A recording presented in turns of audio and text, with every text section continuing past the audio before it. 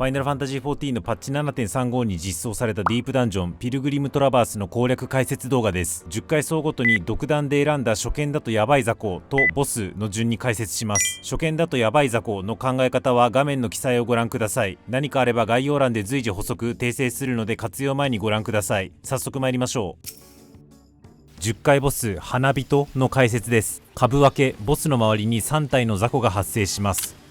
この時点ではまだ殴れません。百花繚乱ボス中心の遠範囲攻撃に加え3体の雑魚が潜って地中を動き回ります。最後に到達した場所中心に遠範囲攻撃が来るので赤くなっているところから逃げるように移動して回避しましょう。その後雑魚3体も殴れるようになるので倒しましょう。押し花ボスから4回連続で予兆が発生し予兆先から遠範囲攻撃が順次発動します。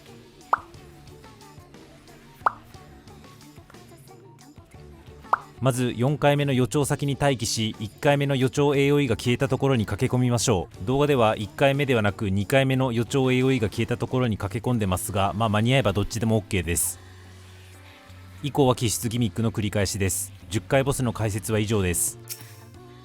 20回ボスフォーギブンエミュレーションの解説です。タッチダウン中央からのノックバック攻撃に加えバツ字状に広がっているボスの足が4つ順番に光ります。あんま難しいこと考えずまずはノクバをしのぐためマップ中心に行き、続いてバツ字状の足のうち4つ目に光った足の方向に少しずれて待機します。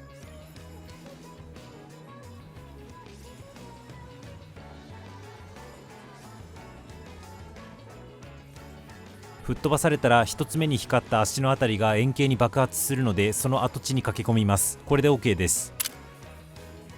ルートプランティング誰か1名にマーカーをつけてきます。マーカーがついた人はどこでもいいので外周に移動しましょ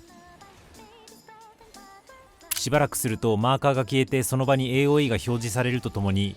いかにもこれから8方向に伸びます的な予兆が発生します。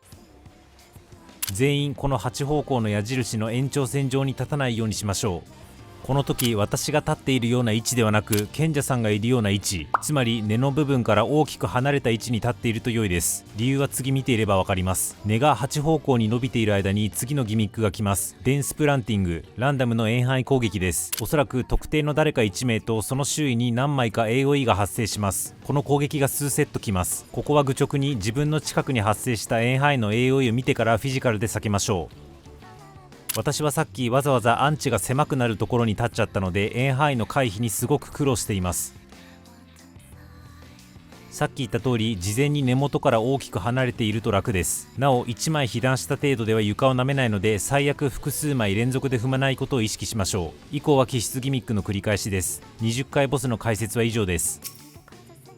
30回ボスフォーギブントレチャリーの解説です。紅葉3子上段からリング状の光がゆっくり降りてきます。マップ上奥側に出っ張っているところと輪っか状の通路と手前側に出っ張っているところの3箇所があるので見たまんま避けましょう。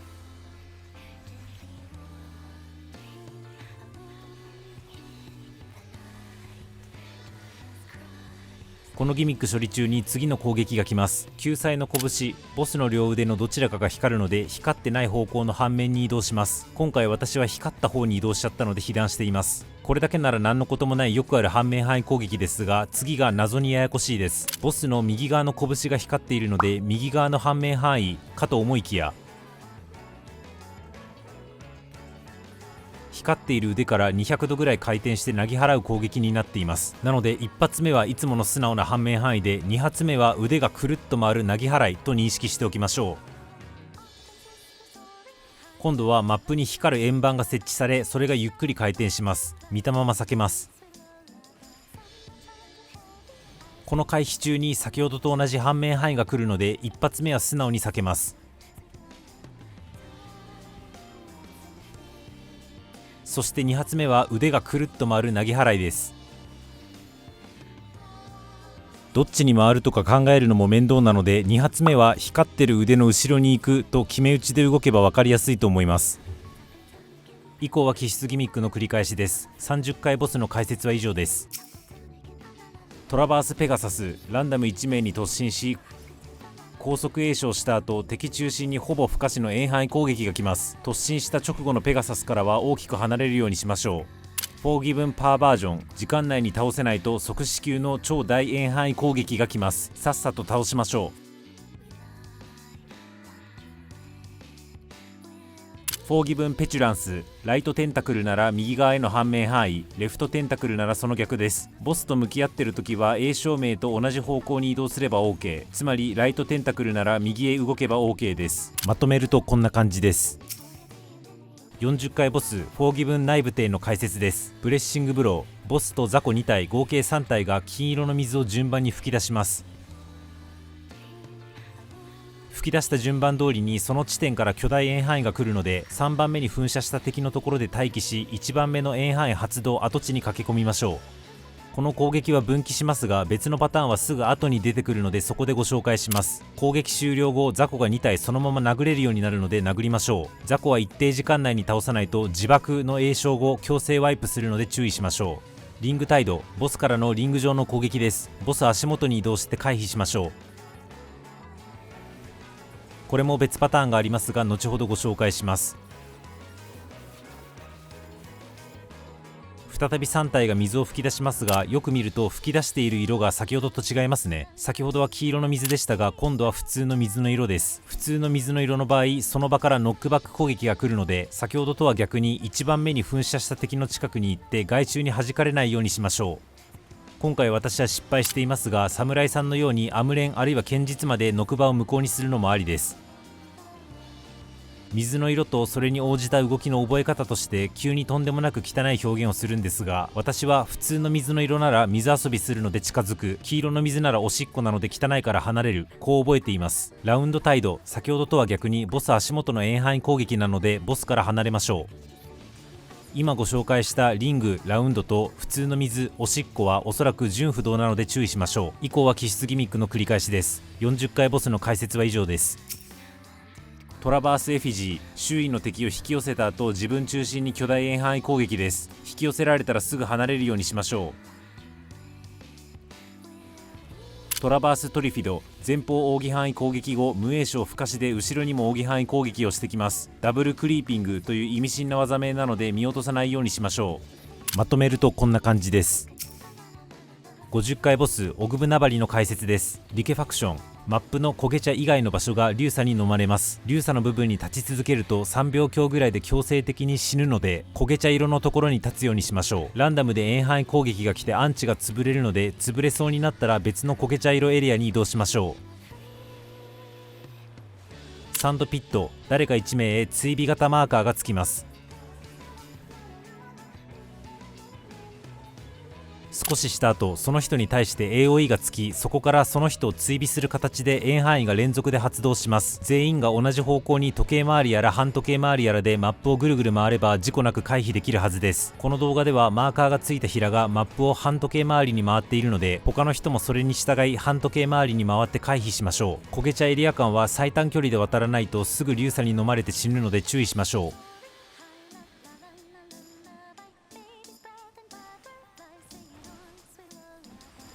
コールウィンド。マップ中央から竜巻が発生します。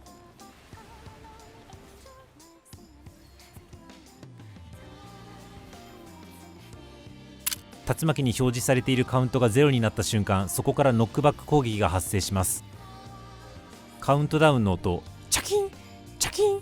チャキンの2回目のチャキンの時ぐらいでわざと硫砂の上に乗って鎮火しようとすると、その間だけ強風無効のデバフがついてノクバを無効化してくれるので、それでやり過ごしましょう。ただし硫砂の上に乗るのが早すぎるとそのまま硫砂に飲まれて死ぬので注意しましょう。以降は気質ギミックの繰り返しです。50回ボスの解説は以上です。トラバースモニター。体が燃えてる時に攻撃をすると反撃でダメージを受けます。バフ欄を確認し、バフが消えた時を狙って攻撃するようにしましょう。トラバースギガント。無影響の吸引行動後、敵中心の円範囲攻撃をしてきます。栄唱から発動までが早いので注意しましょう。トラバースハウラー。前方突進後に敵中心の円範囲攻撃をしてきます。これも突進からの栄唱が早いので注意しましょう。まとめるとこんな感じです。60回ボス元祖マリクテンダーの解説です。ニードルシュート。ボス前後への扇範囲攻撃です。ボスの側面に立つようにしましょう。株分け難関ギミックです。まずチビサボテンとデカサボテンが4回に分けて順番にばらまかれます。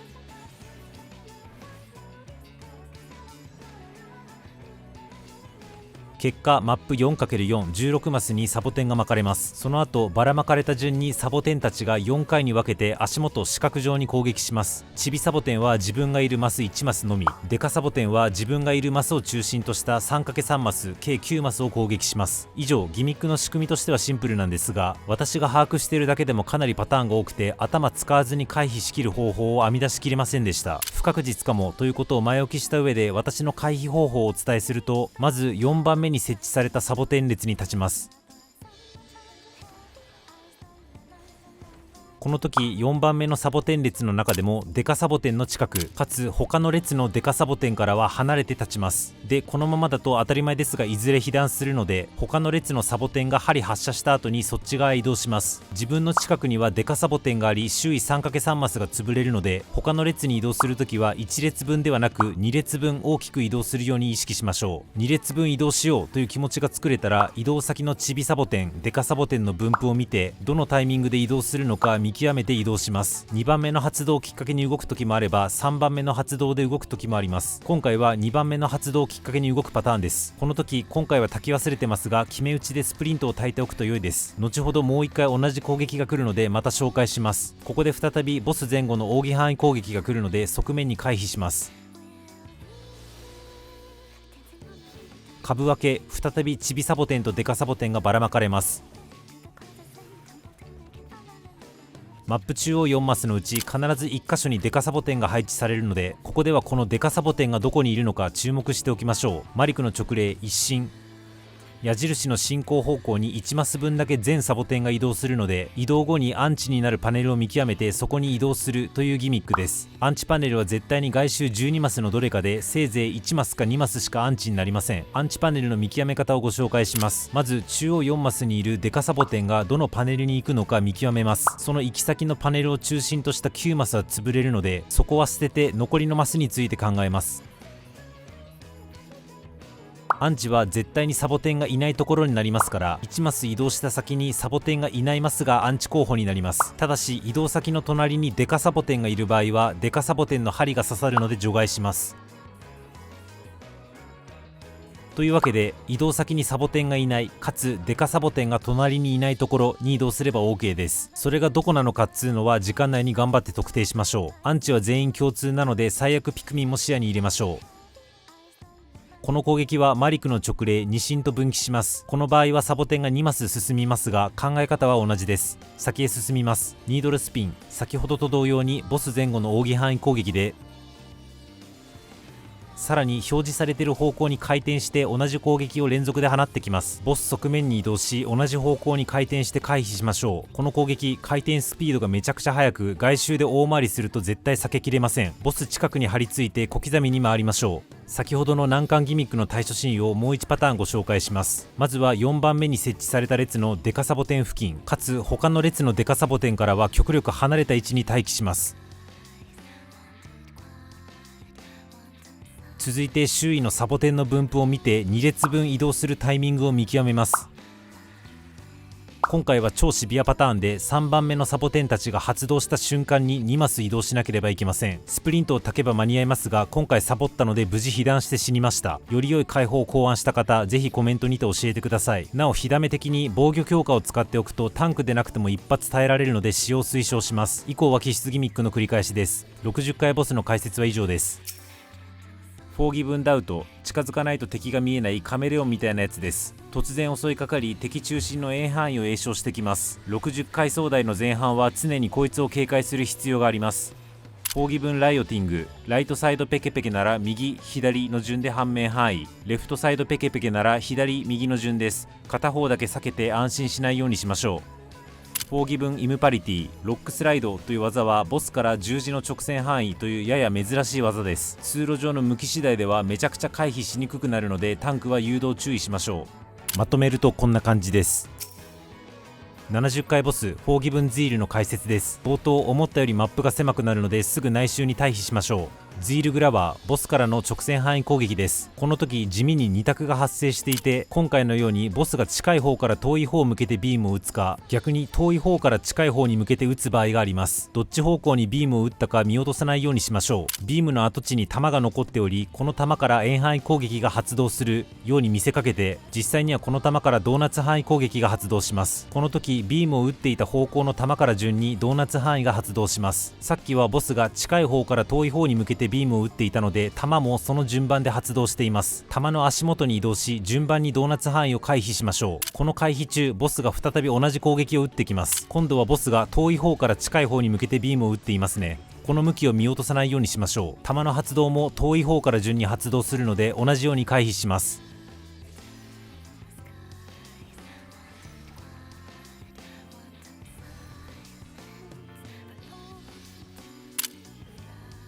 アイ・オブ・ズイル、ボスからリング上にビーム攻撃です。まずはボス足元に待機します。先ほどと同様、ビームの着弾場所順に弾が順番に発生し、その弾から順番にドーナツ範囲が発動するので、ぐるっと回る形でやり過ごしましょう。雄たけび、ボス中心のノックバック攻撃です。ボス足元に行ってやり過ごしましょう。2000ミナスイングというボス中心の円範囲攻撃と分岐するので、技名を見て近づくのか離れるのかチェックしましょう。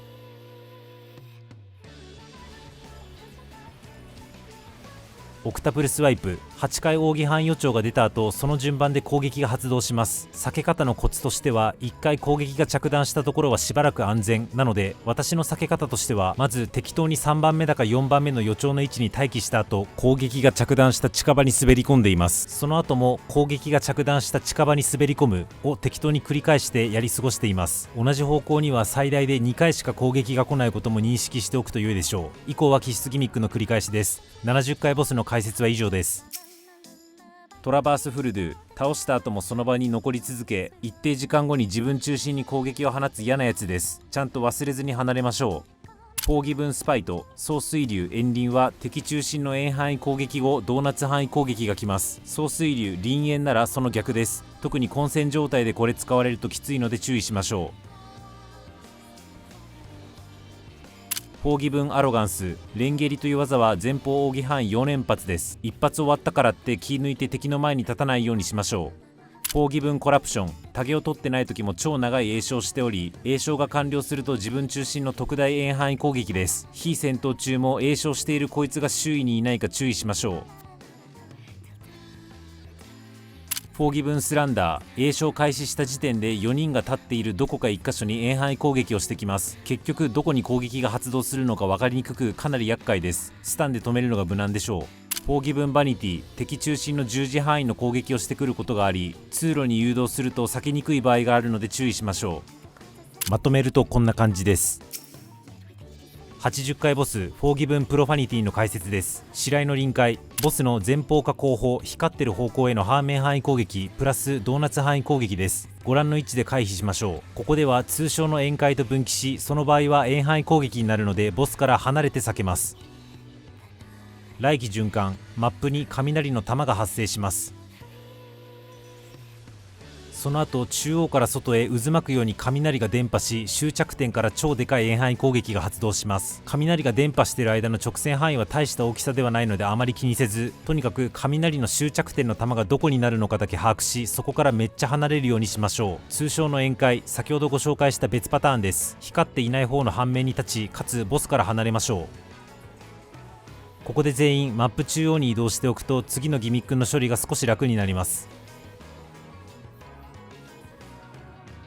死での道行き、2名ずつ別々のデバフがつきます。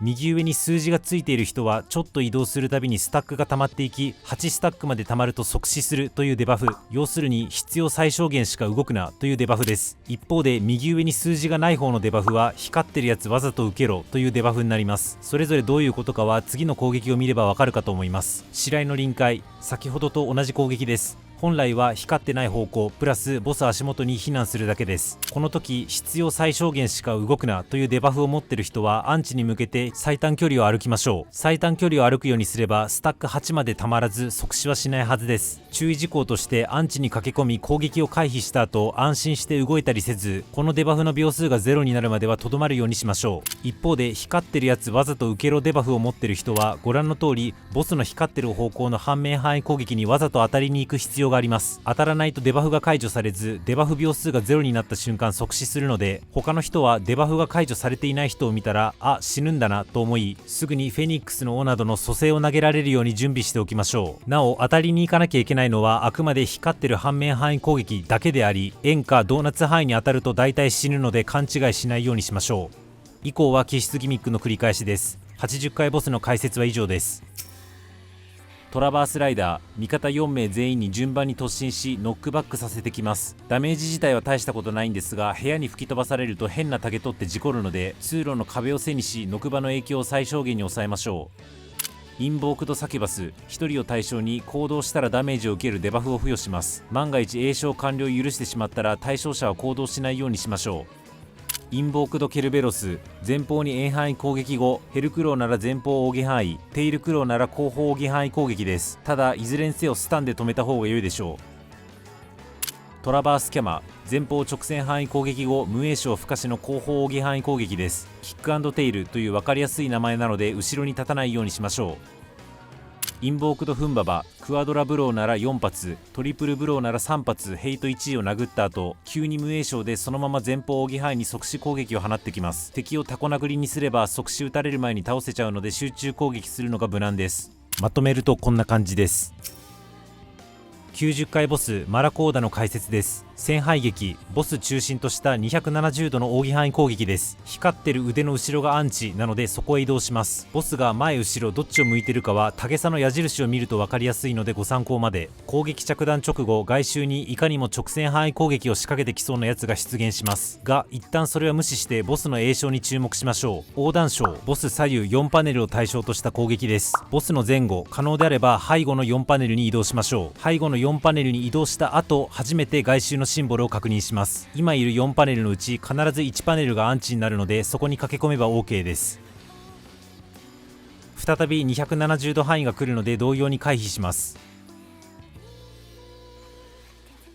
銃弾章、今度はボス前後4パネルを対象とした攻撃です。まずはボスの左右どちらか4パネルに移動します。その後に4パネルの中からアンチを探して移動します。横断章と銃弾章はおそらく順不動です。外周のシンボルにビビらずまず栄唱を見る、これを徹底しましょう。隕石、適当に円範囲が発生するので適当に避けます。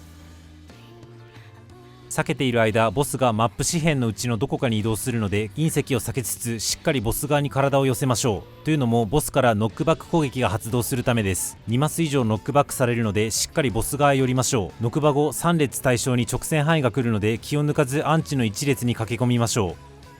以降は気質ギミックの繰り返しです。90回ボスの解説は以上です。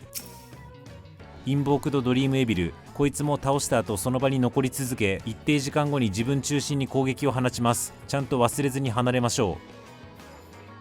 う。トラバースワーグ、フンババと同様3発か4発殴った後今度は自分中心に無影響で即死遠範囲攻撃です。これも全力で集中攻撃して殴り倒しましょう。インボークドダハーカ、リシックブレスはスタンで止めて倒していたのでよくわかりません。またどうやら背後に立つと背面に即死技を打つらしい。本当だとしたら恐ろしいので前方からさっさとスタンして殴り倒しましょう。インボークドグシオン、レフトスラムなら左からの右半面範囲攻撃です。片方避けただけで満足せず反復横跳びしましょう。まとめるとこんな感じです。99回ボスエミネントグリーフの解説です。戦闘に入る前に共有しておかなきゃいけないことがあるのでそのご説明から。まず戦闘開始前にマップに黒い汚れと白い汚れがあるので2人ずつ黒い汚れ白い汚れの上に乗りご覧の黒デバフか白デバフを獲得しておきましょう。できれば DPS2 名は別々のデバフになった方が良いです。デバフには効果時間があったりごちゃごちゃデバフ効果があったりしますがそれはあんまり気にしなくてもよくて、重要なのは黒デバフがないと下の敵にダメージが与えられず白デバフがないと上の敵にダメージが与えられないということ。かつこの2体はある程度均等に HP を減らさないと徐々に HP が回復していくので2名ずつ別々に敵をたげってある程度均等に攻撃する必要があります。ある程度ってどの程度やねんと思うかもですが、数パーセントの差ぐらいだったら大丈夫です。どちらかの HP を減らしすぎていると、減らしすぎている方の敵にご覧のバフがつくので、この有無を参考に調整すると良いでしょう。戦闘中も汚れの上に乗ることで黒デバフ、白デバフ切り替えられるので、偏り始めた時は適宜切り替えて HP が減ってない方の敵への攻撃に加勢しましょう。以上の知識を踏まえて戦闘を見てみましょう。紅葉の剣&火炎球、初手がまさかの最難関ギミックなので、これを一番丁寧に解説します。まず下の敵が剣を左右にかざすか中央にかざします。左右にかざしたら左右への直線範囲なので中アンチ、中央にかざしたら中央への直線範囲なので側面アンチ、こっちはアンチに滑り込むだけなので単純です。一方でだるいのが上が唱えている火炎球。火炎球の詠唱完了時点で4人が立っている場所に一呼吸遅れて遠範囲攻撃が来ます。実際に見てみましょう。火炎球の詠唱完了時点でその時いた場所に一呼吸遅れて遠範囲が発動します。こんな感じです。遠範囲が表示されてから避けようとしても無理なので、火炎球の詠唱完了時点の自分の立ち位置を認識し、そこからあらかじめ離れている必要があります。対処方法としては、例えば左奥近接 DPS、右奥タンク、左手前遠隔 DPS、右手前平とか抜字に分かれて、その中でうろちょろして回避しましょう。別パターンの紹介です。今回はボスが中央に剣を振りかざしているので、まず抜字に分かれて左右で回避します。その上で火炎球の詠唱完了タイミングを認識し、その時いた場所から離れるようにうろちょろ移動します。これで OK です。さらに別パターン。ボスが中央に剣を振りかざしている。で、火炎球。さっきと同じじゃねと思うかもしれませんが、微妙に違います。続きを見てみましょう。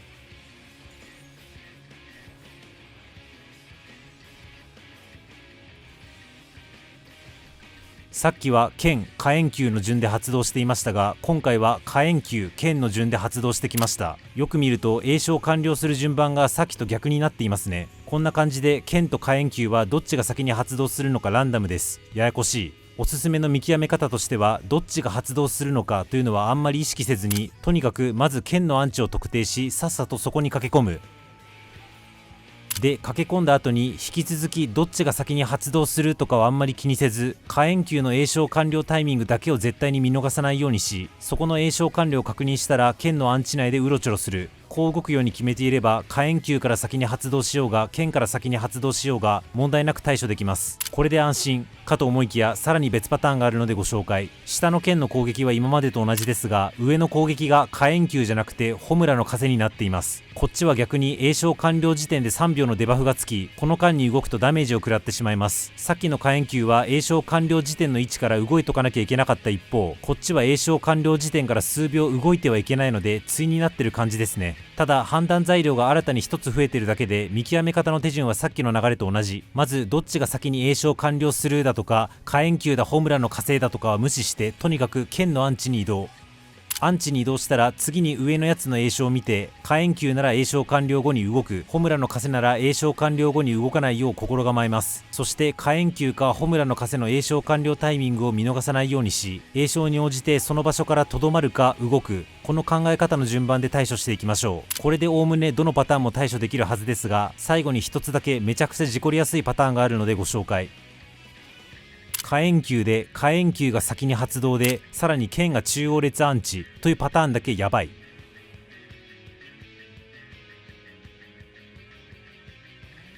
まず狭い中央列で火炎球を処理する必要があるし、その後すぐ左右列攻撃が発動するため、火炎球から逃げる方向を間違えると切られて死にます。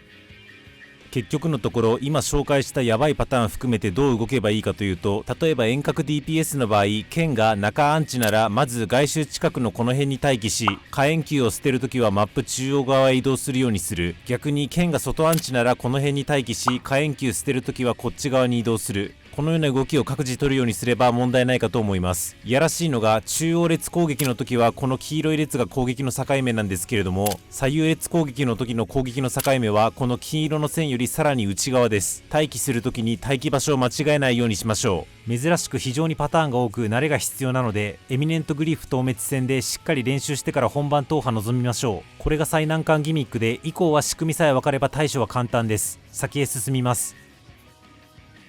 錠剤の輪、全員がマップ中央に引き寄せられ、その後 AOE で囲まれ閉じ込められかけます。見たまんま遅れて AOE が表示されているところを横切って外側に脱出します。渓谷の尾、ランダム1名にマーカーが付与されます。マーカーがついた人はこの床の金色の直線上に立ちます。マーカーが消えた後、一定時間後にその人めがけて直線範囲 AOE が発生するので、マーカーついた人含め全員避けます。これだけで OK です。金色の直線上に AOE を誘導しないと、後ろの窓ガラスが割れて雑魚が発生し倒さなきゃいけなくなるので、マーカーがついた人は必ず金色の直線上に移動しましょう。深淵のホムラ、ボスが深淵から2回に分けて何かを取り出してマップ上に設置してきます。まずボスが手を上下にパカーンするか左右にパカーンするので、その向きに注目します。今回は手を上下にパカーンしてきて、クリスタルっぽいやつを図のように設置してきました。手を上下にパカーンしたので、このクリスタルは後ほど上下に攻撃を打ってきます。続いてボスが手を左右にパカーンしてきて、